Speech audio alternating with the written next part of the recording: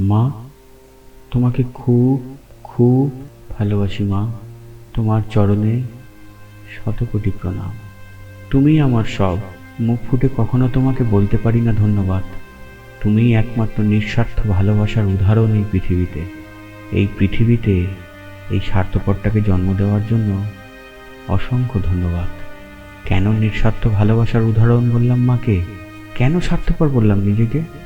কারণ নিজের প্রাণটিকে ভূমিষ্ঠ করার জন্য এই মা নামক প্রাণীটিকে সবাই ব্যবহার করি। তার রক্ত মজ্জার রস খেয়ে পেটের ভিতর বড় হতে থাকি। সব থেকে বড় পরভোজী হলো জীব, প্রাণ। জন্মানোর রহস্যটাই স্বার্থপর। আর সব দিয়ে যে পৃথিবীতে আমাদের ভূমিষ্ঠ করে সেই মা।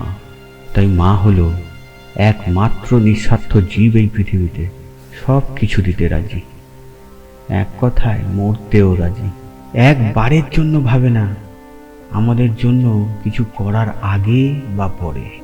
তুমি খুব ভালো থাকো, সসম্মানে থাকো, সুস্থ থাকো, আনন্দে থাকো, হাসতে থাকো, যত্নে থাকো, থাকো থাকো, বেশি বেশি দিন বেঁচে থাকো। জানি আমি এখনকার গতানুগতিক ছকের মধ্যে বা আধুনিক ঐতিহ্যের মধ্যে কথা বলছি না আমি। যে যাই ভাবুন না কেন, আমি সবার জন্য বলছি নিঃস্বার্থভাবে। মা মানে নারী রূপ, ভাষা, পৃথিবী, দেশ, সব থেকে আনন্দের মুহূর্তের উচ্চারণ। মায়ের সাথে যা যা আবেগ অভিব্যক্তি করে আমরা বড় হই, তাই আমরা পরবর্তীকালে অন্যান্য জীবের সাথে আচরণ করে থাকি। ভালোবাসা, আদর, রাগ, অভিমান, বিভিন্ন ধরনের আবেগের অভিব্যক্তি সব আসে এই মায়ের হাত ধরে। মা সব কিছুর জন্মের ধারা। পৃথিবীর ভাষা, জল, বায়ু, যা পেলে আমরা ভালো থাকি, আনন্দ পাই, প্রত্যেকটি সৃষ্টির মূলে মা। শিশুর প্রথম শব্দ মা। মা শব্দটি প্রত্যেক প্রাণী উচ্চারণ করতে পারে। ভালো করে ভেবে দেখুন, সুষ্ঠু জীবন বলতে কি বুঝি? উত্তরটি হলো আনন্দ। আর এই আনন্দের একটি রূপ ভালোবাসা।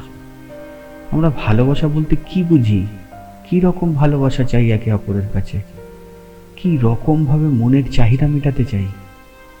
সব কিছুর উত্তর একটাই, নিঃস্বার্থভাবে।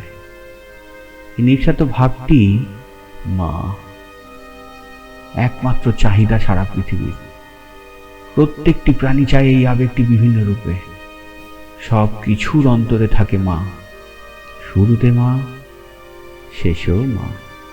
তাই মা, তোমাকে। ভুল ত্রুটি নিয়েই আমি। যদি কোনো স্থানে ভুল দেখেন, মায়ের মতন করে বুঝিয়ে দেবেন, শিখিয়ে নেবেন, ক্ষমা করে দেবেন। আপনাদের ভালোবাসা, আশীর্বাদের অনুগ্রহ প্রার্থী আমি, দীপঙ্কর দাস।